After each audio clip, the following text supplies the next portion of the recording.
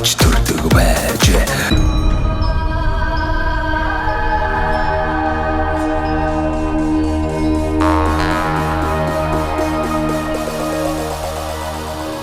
Эрхэм хүнд үзэгчдээ монголчуудаа Монгол их орныг нь танилцуулах зорилготой Сумдаа сайхан амьдрын нэвтрүүлгээ Дундговь аймгийн Эрдэнэ далай сумаас бэлтгэр гэж байна. За Эрдэнэ далай сумдаа анх удаа ирлээ. Маш сайхан соёлын төвтэй байдаг юм байна. Ингээд тус соёлын төвийн дарга Эрдэнэ чимэгтэй уулзж байна. За таны сайхан өдрийн мэнд хүргэе. Баярлалаа. Та бүхэн бүгдээрэнд энэ өдрийн мэндийг хүргэе. За танаа сайхан соёлын төв маань бас хэдэн онд байгуулагдаж байсан. Одоо сайхан үйл ажиллагаа хэрхэн яаж явж байгаа талаар танилцуулаач. Манай Эрдэнэ далай сумд анх соёлын байгууллага гэдэг одоо улаан булан маань 1946 онд иргэдийн санаачлагаар анх үүсгэн байгуулагдаад нутгийн иргэд ханд мал ахыгаар өргөснөр ингээд баригдсан мэдээ. Одоо тэр барилга маань байгаа ашиглагдаж л байдгийг төвдөн байдгийг одоо худалдааны төв болсон. Хоёр дахь барилга нь болохоор 1972-аас 73 онд мөн нэгдлийн тухайн үеийн 1000 төгрөгөөр төсөвтэйгээр баригдаж исэн. Одоо тэр хүүхд төгслийн ордон болцсон. Ингээд хуучин соёлын төв мэн тий. Одоо энэ 3 дахь барилга маань 2020 оноос 2021 онд баригдаж дуусаад ашиглалтанд орсон. Шинэ сайхан 400-ны суудалтай тийм сайхан соёлын төв баригдсан байгаа. Тэгээд ерөнхийдөө бол манайх жилд нэг 16-аас нэг 20,000 хүнд давхарцсан тоогоор үйлчлэгддэг. Нийт ажилчдын орон тоо маань 2008 оноос эхлээд 7 орон тоотой болсон. Тэгээ одоогоор 7 орон тоотойгоор ажил үйлчлэгээ явуулдаг. Тэгээд манай соёлын салбараас маш олон сайхан гавьяатууд төрсэн бидгийг. Одоо манай энэ соёлын төвч юу штэ. Монгол улсын гавьяат багш. Уртын дууны профессор одоо соёл урлагийн их сургууль уртын дуугаар багшилж исэн Цэвэндэржин дэлгэр багш. Нэрмжтэй болсон. Тэгээд дэлгэр багшийн маань шавнар манай соёлын төвийн хэлтэнд нийтдээ нэг 24 соёлын тэргүүн ажилтан 10 гаруй гавьяатууд ирж мундаг сайхан нээлт хийж байлаа. Сайхан төөхтэй тэгээд манай Дундгойс төрсэн соёлын урлагийн чиглэлээр одоо соёлын өв талаас гавьяат юу хатгамалч цэрмагаа байдгийн. За хөгжмийн зохиолч тэгэхээр зэрэг гаадангийн алтуу хоёыг одоо цогцлыг нацагдэрж гээд мундаг хөгжмийн зохиолч багшуулаа шүү дээ. За тэгэл сугрын мядаг бадам, сугрын ловсон гомб гэдэг одоо бүр эртний нэг мундаг гавьяатууд байдаг, гавьяач жүжигчид байдаг. Тэгээд бас кино урлаг талдаа Минжүрийн болдгийн кино найруулагч гэсэн бас балетчин Таштарын цогц сайхан гэдэг төрсэн бид юм манай юунес нутгаас тэгээ одоо дуурийн ерөнхий найруулагч хийжсэн Гомбын Эрдэнэбаатар гэдэг хүн ч бас манай нутгийнх. За гавьяач жүжигчин Гомбын Цолбот байна бас манай нутгийнх гэд. Одоо тэг манай нутгаас ер нь нөгөө Дундговь дуу хоорой гэдэг шиг маш олон сайхан урлагийн гавьяат төрсэн бидгийг. Тэгээд одоо яг манай сумд соёлын төвийн дэрэгдэж одоо нөгөө мэрэгжлийн дуу бүжгээ ингэж байхгүй. Нөгөө ард дэвснуудаараа ажиллаан зохион байгуулдаг. Тэгээд тэднэр дотроосоо ингээд мундаг дуучид эдрэг дуран бүтээлчтэй ингээд шагнуулсаар байгаа. Одоо 21 соёлын тэргүүн ажилтнууд байна. 17 тэргүүний ард дэвстэн байна. Одоо ч мөн сайхан дуудаг бүжгэлдэг одоо тийм сайхан ард дэвснүүд бол зөндөө байдаг. Тэгээ одоо манайх чинь жилдэл болгоно нөгөө соёл урлагийн талаас орлого оруулж ажилладаг. Энэ жил их чинь одоо ихний хагас жилд 4 сая гарцсан явж байгаа. Гэхдээ манайх чинь одоо ийм сайхан соёлын төвтэй болохоор нөгөө баруун бүсгийн баг соёл урлагийн төв болсон бүсийн үйл ажиллагаа болгож ирнэ. Манай дээр л голдуу байдаг учраас нөгөө үйлчлүүлэгчдийн тоо асар өндөр байдаг. Бас тэр талаар бас их давуу талтай. Тэгэл манай сум бол ер нь тэгээд сайхан дөө. Тийм лээ. За тэгэл яа би ч Монгол орныхоо одоо 12 жилийн хугацаанд 280 цумаар явлаа. Тэгээд олон соёлын байгууллагын үйл ажиллагаанууд танилцж явж байна. Тэгээд зарим газар бас ингээд сэтгэл их өвддөг л та ингээд нэг хэсэг ч одоо маш олон газар одоо соёл спортын одоо зохицолбор төвгээд одоо ийм газрууд байгуулчихсан. Тэгээд ороод ингээд үйл ажиллагааг харахаар спорт юм шиг, соёл юм шиг тэгээд нөгөө тухайн ордонд нь одоо соёлын арга хэмжээ зохион байгуулагдахаар ингээл нэг л их цойроотой, акустик байхгүй тэгэл нөгөө дуучид нь хөгжмөөсөө зүрх, төрүүлэх, хоцрох. Нөгөө сонсож байгаа хүмүүс нь юу гоо сайхны таашаал авах байтугай бараг урлаг соёлынхаа арга хэмжээнд бараг оролцоо төвшөөд оролцоо болчихсон ийм дүр зургуудад таарж байсан. Тэгээд танаа соёлын төвийн хувьд гэх юм бол яг одоо стандартын дагуу одоо яг соёл урлагийн үйл ажиллагаа явуулахад маш тохиромжтой, догчлол сайтай, акустик хавтангаар одоо ингээд дуу авиагийг ингээд шингээгээд авчдаг одоо яг л мэрэгжлийн зайхан соёлын төв байна. Тэгээд Дундгой аймагт одоо бараг танах шиг соёлын төв байхгүй. Тэгээ миний сураг сонссонгоо энэ Өвөрхангай аймгийн хар хорийн суманд яг энэ загвартай соёлын төв байдаг гэж байна. Тэгээд танах бас үүнээ санаа аваад ингээд Дундгой аймагт үлгэр жишээ юм сайхан соёлын төвийг байгуулсан байна. Ер нь цаашдаа одоо энэ манай төр засаг бодлон боловсруулж байгаа хүмүүсийн соёлын яамныхаа хүмүүс ч гэсэн өөрсдийнхөө яамны боловсон хүчнийг одоо мэрэгжлийн хүмүүсээр хангаж бодлого шийдвэртэй мэрэгжлийн үүднээс хандаасаа гэж одоо уриалмаар байна. Энэ олон одоо 330 суманд зориултын бас олон одоо соёлын төвүүд байна. Энийгээ одоо нэг тийш нь болгож тийм ээ. Соёл урлаг нь соёл урлагаараа спортоор байх ёстой юм болов гэдэг зүйлийг бас би өөрөө урлагийн байгууллагын одоо тийм одоо бас 20 жил одоо урлагийн чиглэлээр ажилласан хүний хувьд одоо уриалмаар байна. Тэгээ спорт чиглэлээр баригдсан соёлын төв чинь нөгөө хөдөөд ямар мэрэгжлийн дуучтай байх шүү. Тэгээл хэцүү л дээ. Тэгэхэд бол манайх бол маш сайхан. Тэгээд манайх бол яг сайхан ингээд хоосон сайхан барилгал ингээд баригдсан л да. Одоо тэгээд доторх бүх одоо тайзны хөшгнөөс эхлээл лээдлэгээс одоо техник хэрэгсэл аппаратур хуучин жижиг соёлын төвдөөс аппаратур тэнцэхгүй гэрэл төлөв. Тэгээ энэ бүгдийг одоо бүгдийг ингээд зохион байгуулах манай сумын засаг дарга Бямбагийн лаг мандал манай аймгийн засаг даргаас одоо улсын хурлын гишүүн болсон цагаан хөгийн мөнгөд бид нар маш сэтгэл гаргаад энэ бүгдийг бүрдүүлж гисэн. Би бүр заримдаа ч миний ажлыг энэ хоёр дарга хийгээд би ч зүгээр азтай ч гэсэн нэг дал явдаг шүү.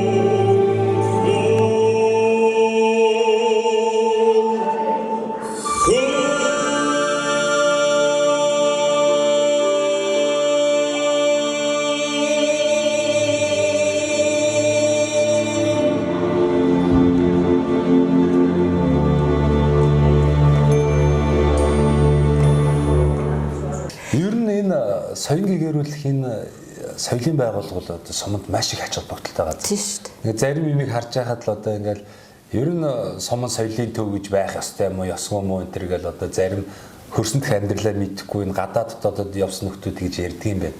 Энэ бол маш буруу юм аа. Энэ соёл гэдэг чинь өөрөө ирээдүйн болсон хүүхэд залуучуудыг хүмүүжүүлдэг. За олон нийтийн арга хэмжээ бол одоо дандаа соёлын төвөд түшгэлж тэгээ хурал зөвлөгөө баяр ёслол те бүхэл зүйл соёл урлагтай холбогддог учраас энэ соёлын байгууллага гэдэг нь өөрөө ирээдүйн болсон сумын ард иргэдийг соён гэгэрэлдэг газар учраас ер нь маш их анхааралтай ач холбогдол өгөж маш сайхан соёлын ордныг бий болох хэрэгтэй.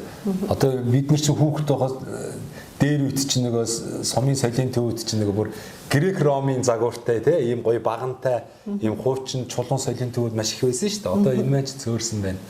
Тэгэхээр ер нь олон 10 жилийн өмнөөс ер нь соёл урлагийн энэ салбар энэ байгууллага бол одоо Монгол орон даяар л одоо хамгийн тэргүүний байгууллага гэж одоо ач холбогдол өгч ирж исэн юм байна. Тэгэхээр үүн дээр бас дараагийн үе те холбогдох мэргэжлийн хүмүүст нь бас анхаарлаа хандуулж хамгийн сайхан одоо байгууллагыг бол одоо соёлын төвөөл одоо голчиж явах хэрэгтэй болов уу гэж боддоо шүү дээ. Тий. Тэгээд хүмүүс заримдаа соёлын төв зөвхөн урлаг соёлын үйл ажиллагааны сэтэрдгүү гэж боддог юм шиг байна. Тоглолт ирвэл орж иж тоглолцоол явчихдаг. Гэтэл энэ дээр чинь одоо ямар нэгэн одоо сумд зорж ирсэн булга иргэдтэй уулзах бол ороод ирдэг. За тэгээд соёл урлагаас гадна соёлын өвгдийг хариуцдаг тухайн нутгийн дэвсгэр дээр одоо байгаа бүхэл төг соёлын үйл хөдлөх болоод хөдлөх соёлын баримттай бүгдийг нь одоо ингээ бүртгэлжүүлэл баримтжуулаад тэгээд улсын бүртгэлд оруулж яадаг соёлын өвгийг энэ эрсдлээс хамгаалах бүхэл боломжийг хангаж бүхэл үеийн нутгийнхаа үг түүхийг авч явж шүү дээ. Тий. Тэгэхээр зэрэг тэр бүгдийг бас ойлгодгоо зарим нэг хүмүүс байдаг юм шиг байна. Тэгээд бас нэг зориуд хэлхийс гэж боддог байсан. Зүг шүү дээ. Одоо энэ завшааныг ачлаад идэх шиг бас энэ сум дээр олон жил ингэж соёлын байгууллага одоо удирдах ажиллаж байгаа нь бас хэлэх ёстой үгээ бол хэлэх нь зүйтэй болов гэж бодож байна. Тий. За танаа соёлын төвийн хамт олон бас хүүхэд залуучтайгаа хөгжүүлэх чиглэлээр ялангуяа соёлоор хүмүүжүүлэх чиглэлээр ямар сайхан дугуулангуудыг бас явуулж байна те.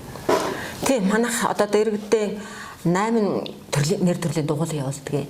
Морин хуурын хуртын дуу бүжиг болохоор дотроо цэнгэнт ардих гэдэг. Оо за төрөлж. Тий. Тэгээ үндэсний хөгжмүүдээс явуулж байна. За тэгээд дээр нэмээд нөгөө жүжиглэх урлагийнх манай номоос ч маань явуулдаг. Одоо драмын дугуйлан шүү дээ. Тийм драмын дугуйлан гэж явуулж байна. Тэрнээс гадна соёлын хөгжиглэр нөгөө шавь сургалтаар юу явуулж байна. Нөгөө зүү ороо одоо Монгол дийл эсгэх оёхтер гэсэн өөрснийгөө одоо манай ажилчид чинь дотроос өөрөө чаддаг болгоныг одоо тэгээд иргэдэд хүүхдүүдэд ингээд зааж сургадаг. Бас уртын дууны дугуйлан бас нэг 10 хүүхд жил болго хичээлдэг юм. Манай одоо энэ нөгөө ардын авьяастан маань л хичээлүүлдэг шүү дээ сайхан сэтгэлээр хөрхий.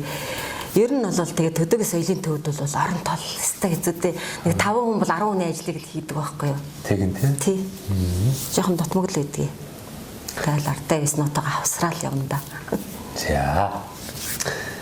За та бас энэ одоо сумын уугуул хүмүү тий. Уугуул. Тийм таныг одоо аав ээж одоо ах トゥ төрөл төрөсөд энэ сум орнуудтай их байдаг баг.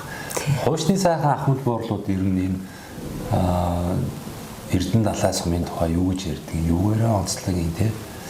Зарим сум бол одоо манай одоо махвал арай л илүү гэж ярих бах. Зарим сум манай ариг арай илүү гэж ярих бах. Зарим сум бол манайх одоо хамгийн их одоо те уртын дуу ардын дууны гавьтууд ихтэй ийм сум гэж ярина. Зарим сум манайгаас оюунлог зохиолч их төрсөн гэж ярьдаг бах.